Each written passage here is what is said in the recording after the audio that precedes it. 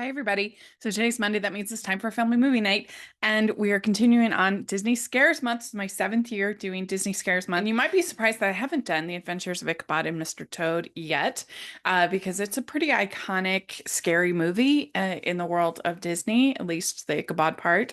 So I started this series in 2016, and I was doing my Disney Canon watch then. And so I had just reviewed the Adventure of Ichabod and Mr. Toad on my channel, and I didn't want to just review the same movies over and over again. But now it has been 6 years since I have reviewed it on my channel. So, well, aside from doing the podcast with Stanford, but for as a review. So I think it's time to talk about it for Disney Scares Month. So this is one of the package films from the 40s, when this is the last one that they did. And this it combines two longer shorts, kind of like Melody Time with Johnny Appleseed and Pecos Bill. And in this one, we have we have two stories from literature, and that's sort of the setup of the movie that you get in this library, and you have one of the great works of British fiction with Wind in the Willows, and then you have one of the great works of American fiction with the Legend of Sleepy Hollow. And so that's how they kind of set it up in this library and everything like that. Well, the first part, you have the adventures of Mr. Toad, Wind in the Willows, where you have J. Thaddeus Toad, who is all about obsession and madness, and he gets obsessed with whatever is the big new thing. And it starts out, they call them gypsy carts. That's probably an offensive term now, but anyway, a horse and buggy kind of situation.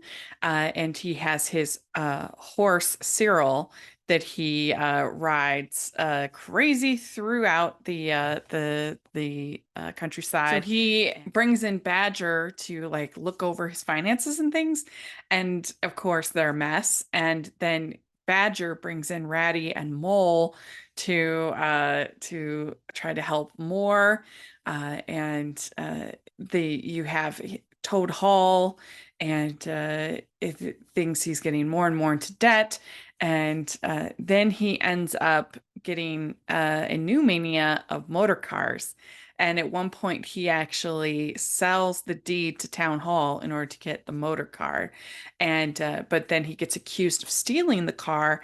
And so the last half kind of the short is a courtroom thing where all the different anthropomorphic animals go on trial. And I really just love some of the animation here, the point of perspective that you get on Cyril and some of the other animals in the trial is really fun.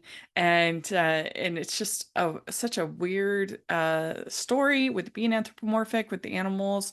And you have some humans, so I don't know what this world is really about. Um, and you have it having a Christmas theme in here, which you don't see a lot of other places in Disney. But he ends up escaping on Christmas. They find a way to prove his innocence. The whole scene with the weasels at Toad Hall. And there's a lot of fun adventure in this really strange short. Then we have The Legend of Sleepy Hollow, which I think is the more famous one because of the Headless Horseman, how iconic the Headless Horseman is. And I think this short does such a good job of creating atmosphere and tone, and it has a little bit of a sense of humor. I mean, I kind of like the fact that they make Ichabod kind of a jerk. He only really is interested in Katrina because of her money, and he uses all the women in town to get good meals, and he has scheduled in the different food he's going to get from people. Uh, I kind of like that. It's different. It's refreshing. So when she ends up with Brom Bones at the end, you don't feel bad for her because he's probably the better catch actually compared to Ichabod.